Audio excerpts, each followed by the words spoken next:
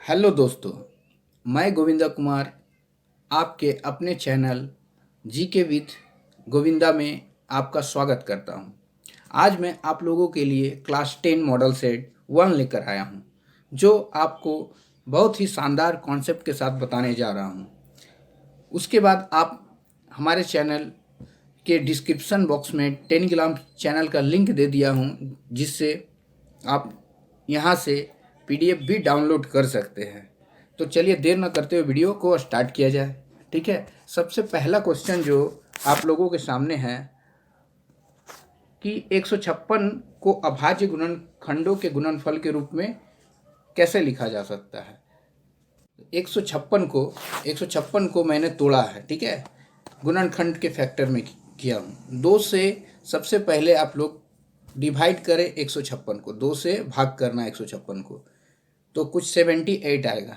ठीक है, 2 से फिर 2 से आया 78, फिर 2 से डिवाइड कीजिए 39 आएगा। फिर 39 जो है 2 से 3 से लगेगा। ठीक है, 3 से 39 को लगाइए, कितना बार में लगेगा? 13 बार में लगेगा। 3 1 जा 3 और 3 3 जा 9, 3 3 9। ठीक है, कट गया। ठीक है, उसी तरह 13 1 जा 13 लगेगा। ठीक है, तो कुल मिला के कहा जाए तो 156 को हम अगर बोला जाए इसको तो कैसे बोल सकते हैं? 2 गुना 2 गुना 3 गुना 13। ठीक है, यही आंसर हो जाएगा ऑप्शन में। कि यूक्लिड विभाजन एल्गोरिथम से यदि आप ए यानी भाज्य इज इक्वल टू भाज्य बराबर भाजक गुना भागफल जोड़ शेषफल, ये तो इसका जो राइट आंसर होगा, तो जहाँ 0 जो है बड़ा है, ठीक है, आर 0 से बड़ा आर है और बराबर भी है, और बड़ा उसके बाद बड़ा जो है बी है, तो इसका जो राइट आंसर होगा बी होगा। ठीक है, 7√5 कैसी संख्या है? तो 7√5 जो है वो अप्रमेय संख्या है। अब क्यों है अप्रमेय संख्या, मैं बता देता हूँ। ठीक है, कि कभी भी जो है रूट वाली जो अभाज्य संख्याएं होती है, जैसे 5, ठीक है, जैसे √7, ठीक है, और भी ले ले जो डिवाइड में नहीं आता, भाग में नहीं आता, उसको अभाज्य संख्या कहते हैं। ये सब रूट में आ जाए तो जैसे यहाँ पर 5 दिया हुआ है, √3 हो सकता है।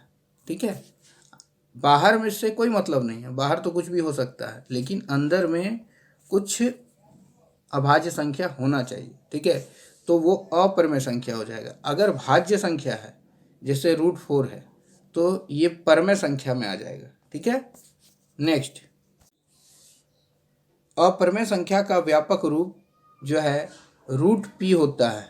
ठीक है, जहाँ p जो है एक अभाज्य संख्या है ना, अभाज्य संख्या होना चाहिए। नेक्स्ट है कि प्रत्येक भाज्य संख्याओं का जो गुणनफल है, प्रत्येक भाज्य संख्याओं का गुणनखंड अभाज्य गुणनखंडों के आने वाले क्रम के बिना होता है, तो इसका जो राइट आंसर होगा बी होगा, अद्वितीय। नेक्स्ट, px ग्राफ दिया गया है, बहुपद px के शून्यंकों की संख्या, तो शून्यंकों की संख्या जो है जो इस रेखा पर x रेखा पर x लाइन को देखना है, इस लाइन को, ठीक है, इस लाइन को देखना है।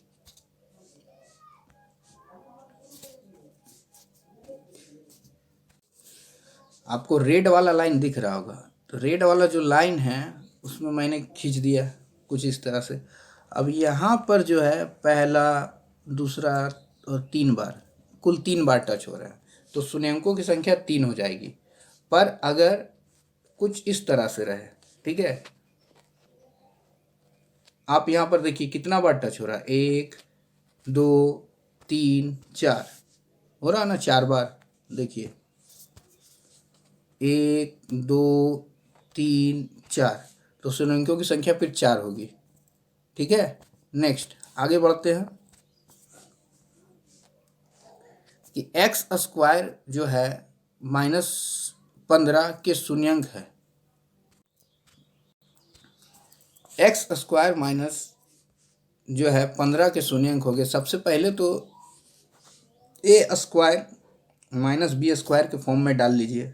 ठीक है, a² और √15 √15 का मतलब हो गया आपको, 15 का स्क्वायर का मतलब हो गया कि जो है ए स्क्वायर माइनस बी स्क्वायर, ठीक है। तो इसका होता है फॉर्मूला ए प्लस बी और ए माइनस बी। तो इसके जगह पर एक्स के जगह एक्स स्क्वायर जो है ना, ए है, तो यहाँ पर एक्स हो गया और ये एक्स इज इक्वल टू ए और बी का वैल्यू हो गया √15, तो √15 बी के जगह पर, ठीक है, बी के जगह पर √15। उसके बाद एक्स फिर माइनस √15 ए माइनस बी का फॉर्म में डाल दिए। अब ये इसको जब हम तोड़ें तो ये प्लस में इधर है तो इधर जाके माइनस में आए, इधर माइनस में है तो इधर जाके क्या में आया, प्लस में आया, ठीक है। नेक्स्ट, तो इसका जो राइट आंसर होगा वो -√15 और +√15, अर्थात ऑप्शन नंबर जो सी दिया है वो करेक्ट होगा, ठीक है। नेक्स्ट 7 नंबर, x² -7x है ना +2 शून्यंकों का गुणनफल। तो शून्यंकों का गुणनफल का फॉर्मूला पहले जान ले, ठीक है। शून्यंकों का गुणनफल का फॉर्मूला होता है, ठीक है, alpha into beta is equal to C/A होता है। अगर अल्फा प्लस बीटा रहता तो -B/A होता, ठीक है। ये फॉर्मूला याद रखिए। चलिए चलिए यहाँ पर x² +7x +2 दिया हुआ है। शून्यंकों का गुणनफल का फॉर्मूला भी मैंने बताया C/A। तो आगे कुछ नहीं है तो a का वैल्यू हम लोग 1 लेंगे, ठीक है। फिर b कितना है, 7 है, और c कितना है, 2 है। तो शून्यंकों का गुणनफल C/A, c के जगह पे कितना रखा है, 2 रखा है, ठीक है। और a के जगह पे कितना रखा है, 1 रखा है। दोनों को डिवाइड, 1 से 2 को डिवाइड करेंगे तो कितना आएगा, 2 आएगा, ठीक है। इसका जो राइट आंसर होगा वो 2 होगा। नेक्स्ट, रैखिक समीकरण युग्म a1x plus b1y plus c1 is equal to 0 तथा a2x b2y c2 is equal to 0 और a1/a2 not is equal to b1/b2 हो तो निम्न में कथन सही है कौन सा। तो इसके लिए मैंने सारा जो क्वेश्चन एक जगह है ना, उसका सारा मतलब एक जगह फॉर्मूला है और उसी से सारा हल हो जाएगा, ठीक है। तो सबसे पहला जो है, अगर आपके पास a1/a2 not is equal to b1/b2 हो तो इसका जो राइट आंसर होगा वो अद्वितीय हल होगा। और अगर संगत असंगत में दे दे तो संगत होगा, ठीक है। कभी कभी निकालने भी दे सकता है a1/a2 और b1/b2 और उसके बाद पूछ देगा कि अद्वितीय हल है या अनंत हल है या कोई हल नहीं है। और इसके अलावा अगर a1/a2 रहे, है ना, इज इक्वल टू रहे, तीनों बराबर है, देखिए तीनों बराबर है, तो उस समय अनंत हल होगा। और अगर कोई पहला में ही बराबर ना रहे, ठीक है, तो कोई हल नहीं होगा। सॉरी, a1/a2 बराबर है, b1/b2 बराबर है, लास्ट वाला बराबर नहीं होगा तो कोई हल नहीं होगा, ठीक है। आगे बढ़ते हैं। x प्लस वाई बराबर 14 और x माइनस वाई बराबर 14 का हल बताना है, ठीक है। तो इसका जो हल होगा मैंने सॉल्व करके रखा है, ठीक है, ताकि आपको साफ साफ नज़र आए, ठीक है। इस तरह से जो ऐप में है वो बताने पे मोटा हो जा रहा है, इसलिए मैंने इस तरह से आपको समझाने का प्रयास किया है, ठीक है। तो x plus Y is equal to 14 और x minus Y is equal to 4 है ना। तो अगर मैंने प्लस माइनस कट गया, ठीक है, और x क्या हो गया, 2x हो गया। और 14 यहाँ पर साइन को ध्यान देना है, अगर अलग साइन रहे, बहुत शानदार कॉन्सेप्ट है कि अगर अलग साइन रहे तो सीधा सा जोड़ दीजिएगा, ठीक है, सभी को, इसको जोड़ दीजिएगा।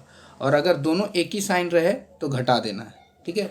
तो यहाँ जोड़ देना, x कितना हो गया, 2x, और 14 4 कितना हुआ 18। तो x इज इक्वल टू 2 से काटें तो कितना आया 9। तो x इज इक्वल टू 9 इसका राइट आंसर होगा। ठीक है, तो x का वैल्यू आया है। अभी y का निकालने के लिए हम लोग को ये जो x प्लस वाई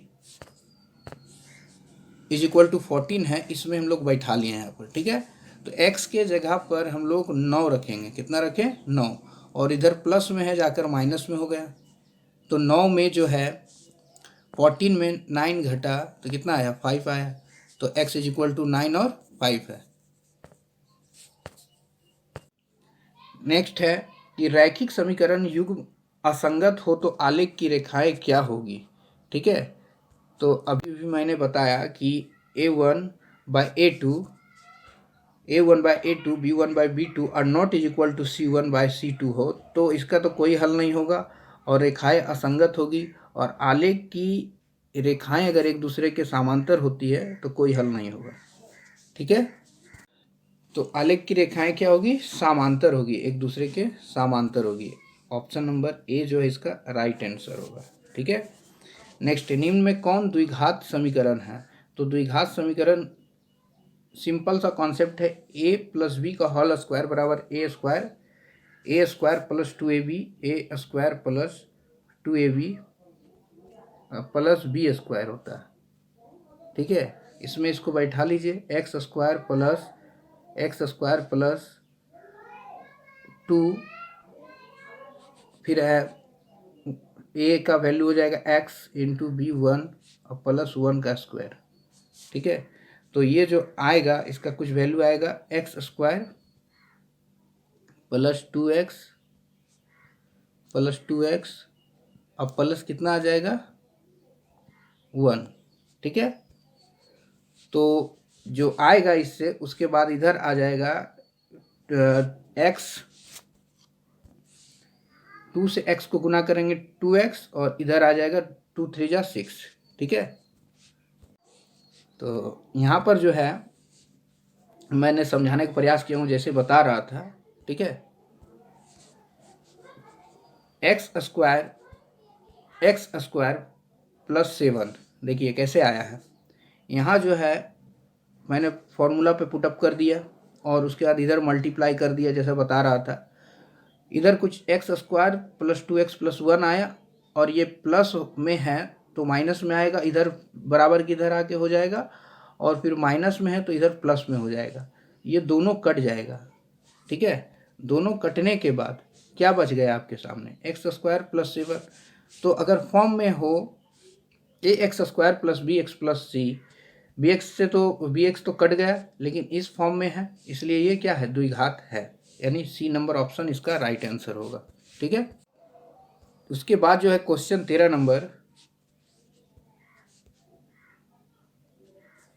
नंबर है कि द्विघात समीकरण 12 नंबर द्विघात समीकरण a x square plus b x plus c, इसका जो राइट आंसर होगा डी का वैल्यू है ना, डी जो है बड़ा है 0 से, यानी प्लस में जो आ गया है ना, तो मूल जो है वास्तविक एवं भिन्न भिन्न होते हैं तब ये आएगा। ठीक है, और अगर मूल वास्तविक एवं बराबर होता है तो d इक्वल टू 0 होगा, और d अगर माइनस में आ जाए तो मूल वास्तविक नहीं होगा। ठीक है, तो इसका जो राइट आंसर होगा d जो है असमान और भिन्न। अभी मैंने बताया तुरंत कि असमान और भिन्न है तो क्या आंसर होगा, d जो है ग्रेटर देन है 0 से, यानी बड़ा है। A x square plus b x plus c, इसका फॉर्मूला डी का क्या होगा बी स्क्वायर माइनस 4ac। ठीक है, बी स्क्वायर माइनस ये नहीं, B square minus 4ac, option number A right answer होगा। ठीक है, नेक्स्ट, यदि विविध कर डी से बड़ा है 0 हो तो इनमें से मूल क्या होगा। अभी मैंने तुरंत बताया है कि डी अगर बड़ा है 0 तो मूल वास्तविक नहीं होगा, मूल वास्तविक नहीं। मूल वास्तविक नहीं होगा, यानी इसका जो राइट आंसर है वो काल्पनिक होगा। ठीक है, ए नंबर ऑप्शन। निम्न में कौन जो है, निम्न में कौन एपी है? तो एपी के लिए कॉन्सेप्ट होता है कि दूसरे से दूसरा वाला यानी A2 से A1 को घटाइए, घटा घटा कर पता चलेगा, आगे के पद आगे से घटा के। ठीक है, तो -1 से, बी नंबर ऑप्शन में -1 को -1 से घटाएंगे तो कितना आएगा? -2 आएगा। उसी तरह से -3 से जो है -1 को घटाइए, तो -1 को घटाएंगे तो माइनस माइनस क्या हो गया? प्लस। तो 3 से घटाएंगे 1 को, प्लस माइनस माइनस होगा, यानी माइनस प्लस माइनस, तो -2 आएगा। यानी ये -2 आ रहा था, बी जो है ऑप्शन सही होगा। ठीक है, नेक्स्ट एपी जो है 3/2, 1/2, -1/2 इस तरह से जा रहा है। ए और डी क्या है? ठीक है, तो यानी प्रथम पद, तो प्रथम पद तो आसान है, प्रथम पद तो 3/2 हो जाएगा। लेकिन सार अंतर घट करने के लिए हमको दूसरे पद से पहला पद को घटाना होगा, तो दूसरा पद 1/2 है। ठीक है, और माइनस करना है 3/2 को, इसको माइनस कर दीजिए, कितना आ जाएगा? 2 का 2 1 -3 कितना आ जाएगा? -2/2, कटने पे 1 आएगा, कटने पर -1 आएगा। ठीक है, -1, यानी जो है 3/2 और -1, ऑप्शन नंबर बी जो है इसका राइट आंसर होगा। ठीक है, नेक्स्ट 10 से 250 के बीच में 4 के कितने गुणज हैं? तो 10 से 250 के बीच में गुणज बताते हैं, चलिए।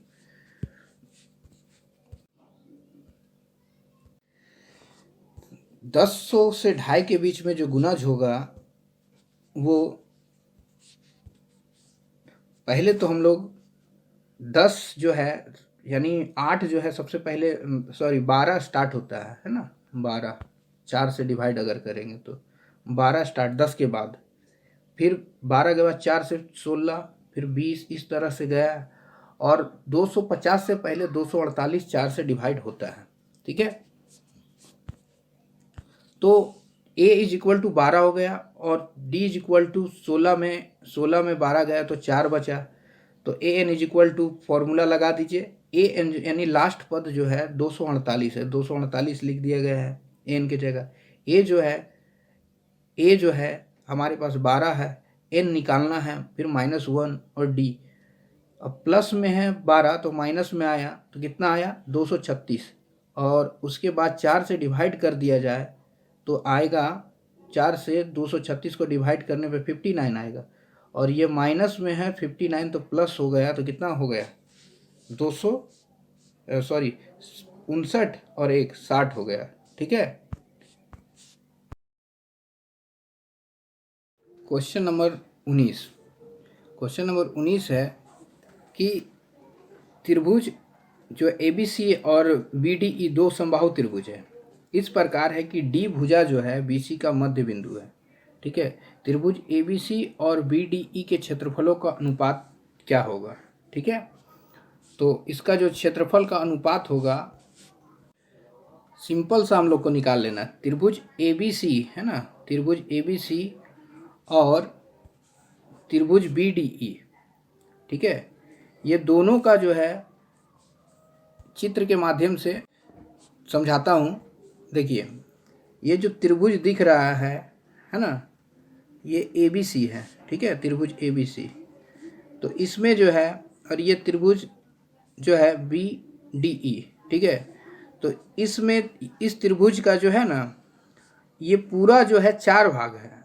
ठीक है, और इसका 1 भाग है। कैसे, वो मैं बताता हूँ। ठीक है, ये दिख रहा होगा ये लाइन, तो ये लाइन 2 है, तो है ना।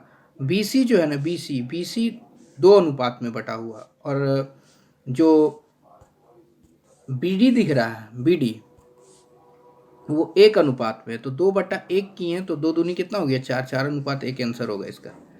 नेक्स्ट 20 नंबर क्वेश्चन है कि त्रिभुज ABC में यदि AC² is equal to A B square plus B C square है तो कोण 90 डिग्री होगा। ठीक है, तो सिंपल सा हम लोग को एक बना लेना है समकोण।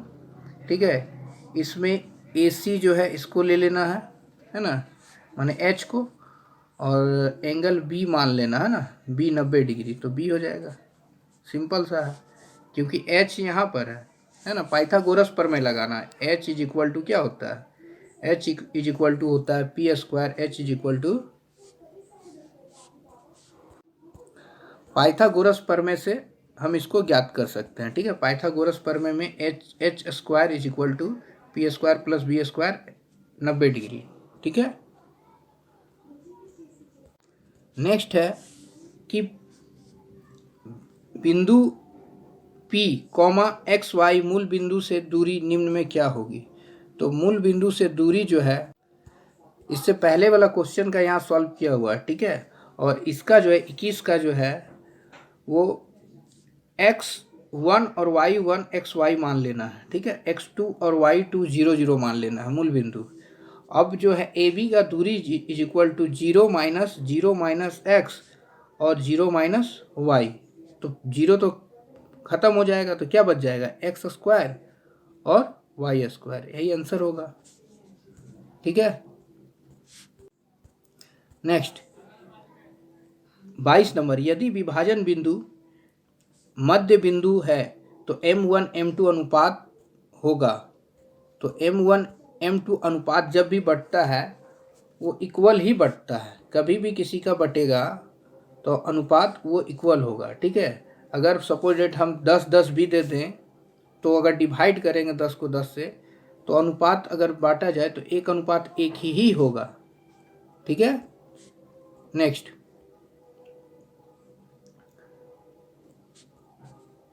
1 माइनस 10 स्क्वायर 45, 1 माइनस 10 स्क्वायर 45 का जो वैल्यू होगा, ठीक है, वो 10 45 का वैल्यू 1 है, तो 1 का स्क्वायर रख लेंगे। फिर 1 माइनस 1 प्लस 10 स्क्वायर का भी फिर से 45, तो 1 का स्क्वायर, तो नीचे तो 1 और 1 2 हो जाएगा, और ऊपर में 1 में 1 गया तो कितना बच जाएगा, 0। ठीक है, तो 2 में 0 गया तो कितना बचेगा, 0। ठीक है, डी ऑप्शन होगा इसका राइट आंसर। ठीक है, नेक्स्ट है साइन 18 बट्टा कोस 72 का वैल्यू क्या होगा। ठीक है, साइन 18 और कोस 72 का जो वैल्यू होगा, साइन 18 का साइन 18 मैंने लिख लिया। ठीक है, कोस 72 के लिए कोस 90 में 18 घटाएंगे तभी 72 आता है। ठीक है, और ये दोनों को अगर हम काट दें, अर्थात ये है कि कोस 90 माइनस 18 का वैल्यू साइन 18 आएगा, तो साइन 18 और साइन 18 कट गया तो कितना वैल्यू आएगा, 1। और ऐसे भी एक ट्रिक जान लीजिए। ठीक है, ट्रिक ये है कि अगर बट्टा में दिया रहे इस तरह से बट्टा में, तो उसका आंसर 1 ही आएगा, और अगर यही चीज़ ब्रैकेट में रहे, जैसे सपोज डेट साइन 18 रहा है ना, माइनस कोस 72 रहता, कोस 72, तो इसका जो वैल्यू आता वो 0 आता। नेक्स्ट 25 नंबर क्वेश्चन, यदि tan a बराबर 4/3 है तो साइन a का मान निकालना है। ठीक है, तो चलिए इसको भी हम लोग बनाते हैं। tan a is equal to 4/3 है। ठीक है, तो साइन a का वैल्यू निकालना है, तो tan का जो वैल्यू होता है वो p/b होता है। ठीक है, तो p का वैल्यू 4 और b का वैल्यू 3, तो पाइथागोरस प्रमेय लगा दीजिए। ठीक है, तो 4 का स्क्वायर 16 और 3 का स्क्वायर 9, 16 9 कितना हो गया, √25। √25 का वैल्यू कितना आएगा, 5, तो 5 आएगा जो है ना, तो वो h का वैल्यू आ गया। ठीक है, h का वैल्यू 5 आया। ठीक है, अब हमें निकालना है साइन a, तो sine a is equal to क्या होता है, p/h, तो p कितना आया है, p दिया हुआ 4 और h कितना है 5, तो 4/5 आंसर हो गया। ठीक है, नेक्स्ट 26 नंबर, भूमि के एक बिंदु से मीनार के पाद बिंदु से 30 मीटर की दूरी पर एक मीनार के शिखर का उन्नयन कोण 60 डिग्री है, तो मीनार की ऊंचाई। ठीक है, तो इसके लिए इसको भी मैंने सॉल्व कर रखा है। ठीक है, सॉल्व करने से एक अच्छा से आपको व्यू मिल रहा है। ठीक है, यही मैं अगर मोबाइल पे बताता तो आपको अच्छा नहीं लगता, ठीक है, इससे आपको अच्छा लगेगा, है ना। h/30 क्यों लिए हैं? अब देखिए, ये जो दिया हुआ है दूरी मीनार का 30 मीटर है और ये h मान लिए हैं हम लोग, मीनार की ऊंचाई, ठीक है। अब h मानने से क्या होगा कि हमें जो है ना, यानी जो निकालना है तो परपेंडिकुलर हो गया, है ना, और ये बेस है, तो इसको हम लोग h मान लिए हैं, तो p/b, है ना, p/b, b दिया हुआ है तो ये निकालना है, ऊपर लिख लिए, जो दिया है नीचे लिख लिए, ये फॉर्मूला होता है निकालना है बटा दिया है। और तो p/b का वैल्यू क्या होता है? Tan theta. तो टेन कितना डिग्री हम लोग ले लिए? 60 डिग्री। टेन 60 डिग्री का वैल्यू क्या होता है? √3, ठीक है। अब हम लोग क्रॉस मल्टीप्लाई करेंगे तो h = 30√3 आंसर आएगा, ठीक है। नेक्स्ट है कि त्रिभुज PQR में Q समकोण है, तो PQ जो है 3 सेंटीमीटर है और PR 6 सेंटीमीटर है, तो त्रिभुज PQR का मान बताना है। हम लोगों को एक त्रिभुज बनाना है, ठीक है, Q समकोण में रखना है ना, Q समकोण रख लिए और P का जो वैल्यू है, P यहाँ रख लिए और R को इधर रख लिए, यानी न्यून कोण के स्थान पर दोनों को रख लिए। तो जब समकोण कोई भी एंगल बनाता है तो उसकी सामने वाली दोनों भुजाएं 45 हो जाती है। अब जो 45 हो गई है तो हमें जो है निकालना है QPR निकालना है, QPR निकालना है। तो QPR का जो वैल्यू है वो 45 डिग्री है, ठीक है। नेक्स्ट, एक वृत्त की कितनी स्पर्श रेखाएं हो सकती है? तो एक वृत्त की जो स्पर्श रेखाएं हैं वो 2 होगा, ठीक है, वृत्त की स्पर्श रेखाएं। ऐसे वृत्त में अनंत स्पर्श रेखाएं होती है, लेकिन समांतर केवल 2 होता है। नेक्स्ट 29 नंबर 29 है कि एक बिंदु Q से एक वृत्त पर स्पर्श रेखा की लंबाई 24 सेंटीमीटर है, Q की केंद्र से दूरी 25 सेंटीमीटर है, तो वृत्त की त्रिज्या बताना है, ठीक है। मैंने कुछ बना के रखा है ना, वृत्त हुआ, वृत्त की स्पर्श रेखाएं हैं 24 और ये 25 सेंटीमीटर है, हमें त्रिज्या निकालना है। तो त्रिज्या निकालने के लिए सिंपल सा है, पाइथागोरस फॉर्मूला फिर से लगा दीजिए, 25 का स्क्वायर और 24 का स्क्वायर, 25 का स्क्वायर 625 और 24 का स्क्वायर 576, ठीक है। 24 को 24 से गुना कीजिए तो 576 आएगा, 25 को 25 से गुना कीजिए 625 आएगा। अब दोनों को घटा देने से 49 को हम अगर तोड़ेंगे फैक्टर में तो 7 गुना 7, रूट निकालेंगे तो 7 आंसर होगा। नेक्स्ट है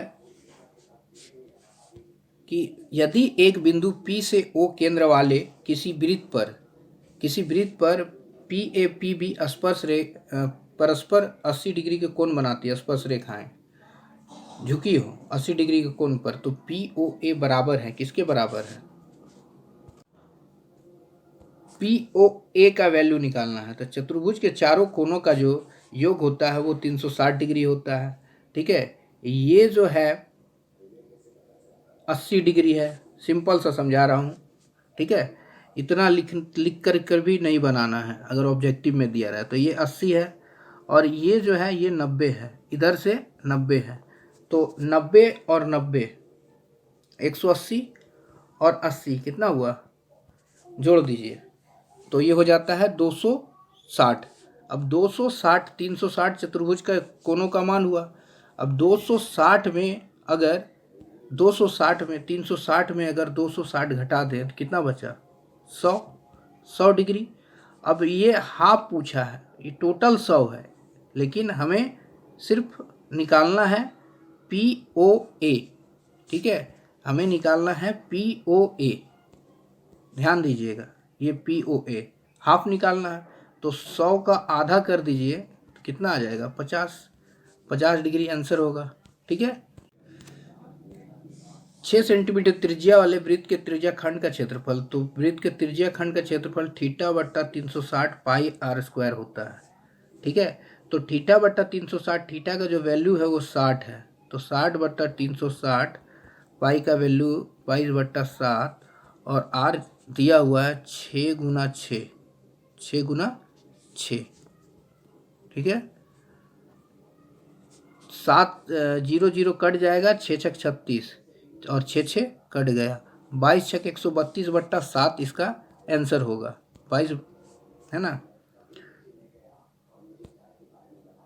132/7, बी नंबर ऑप्शन इसका सही होगा। नेक्स्ट है आर त्रिज्या आर वाले उस त्रिज्याखंड का क्षेत्रफल जिसका कोण P डिग्री है निम्नलिखित है ना। तो सबसे पहले तो ये जो है P/720 अगर काट दे इसको तो 360 होता है ना। तो त्रिज्याखंड का क्षेत्रफल हमें पता है θ/360 πr², तो P तो थीटा है, यानी कोण का वैल्यू P डिग्री है, तो P 360/πr², यानी डी नंबर ऑप्शन सही होगा। नेक्स्ट, दो वृत्तों की त्रिज्याएं क्रमशः 8 सेंटीमीटर और 6 सेंटीमीटर है। उस वृत्त की त्रिज्या ज्ञात कीजिए जिसका क्षेत्रफल इन दोनों वृत्तों के क्षेत्रफलों के योग के बराबर है, ठीक है। ये 31 नंबर का आंसर आप लोगों के सामने है, ठीक है, बना हुआ है। अगर समझ में नहीं आया हो तो यहाँ से आप समझ सकते हैं, ठीक है, वीडियो पॉज करके। नेक्स्ट 32 नंबर भी देखिए आपके सामने है, ठीक है, इसको भी वीडियो पॉज करके आप समझ सकते हैं, ठीक है।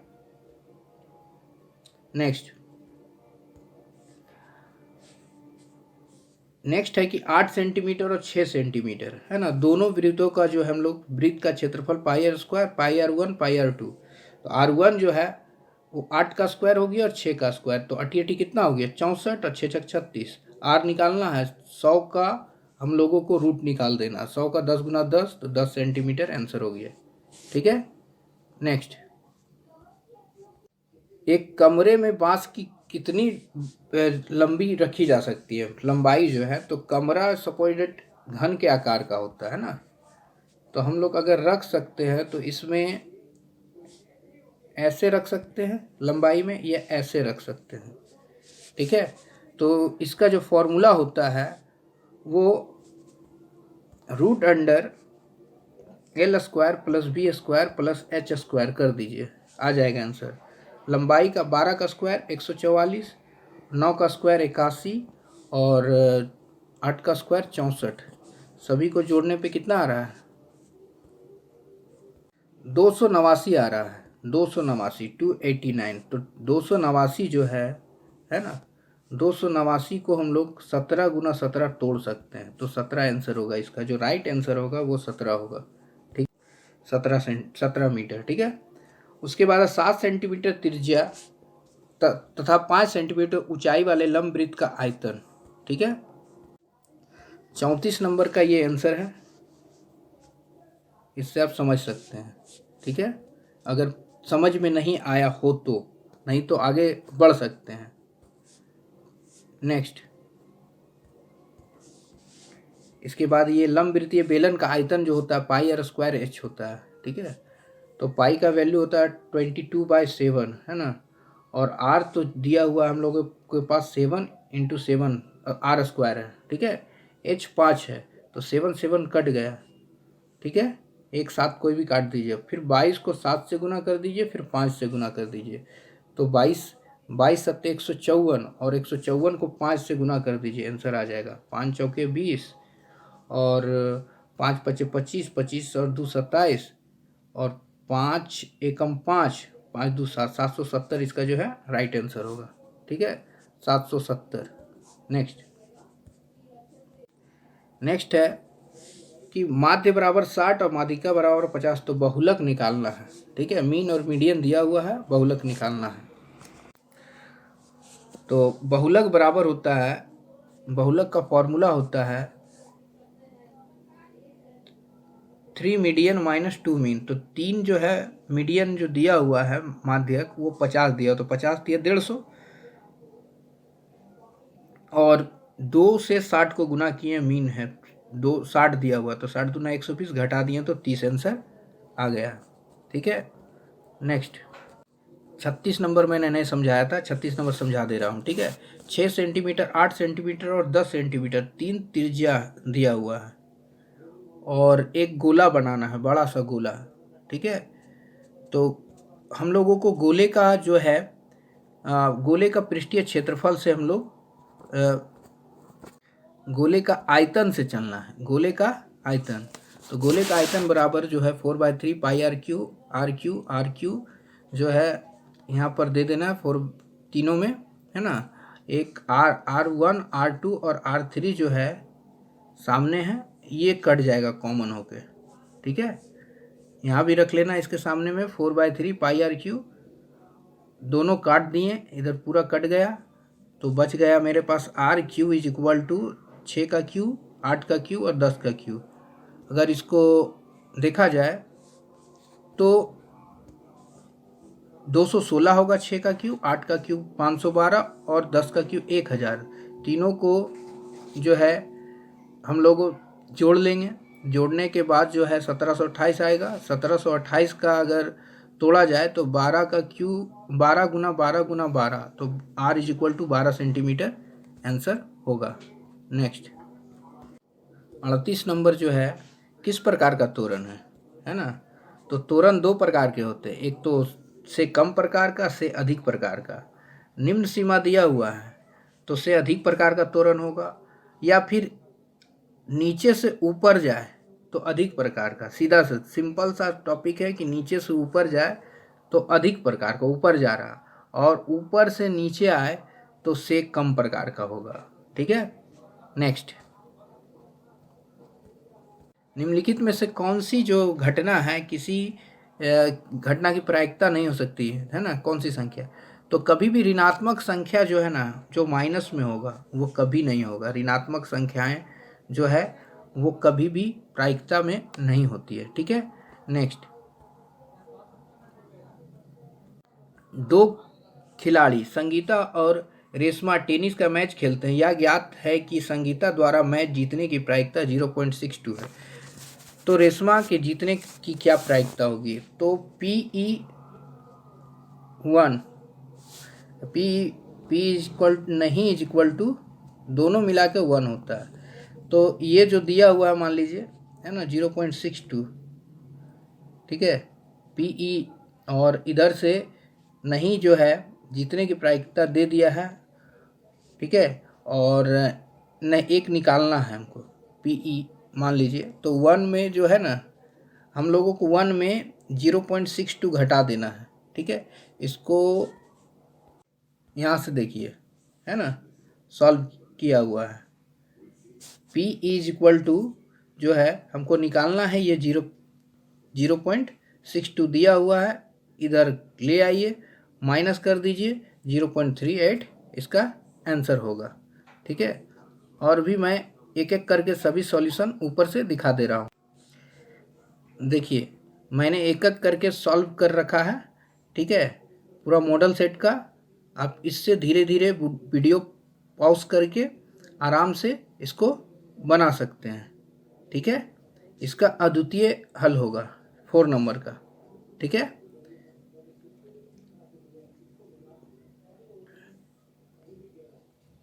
अगर वीडियो अच्छी लग रही हो तो कृपया कर आप सब्सक्राइब कर लें, और क्योंकि नेक्स्ट वीडियो आपको इसी तरह से काफ़ी बढ़िया से मिलता रहेगा।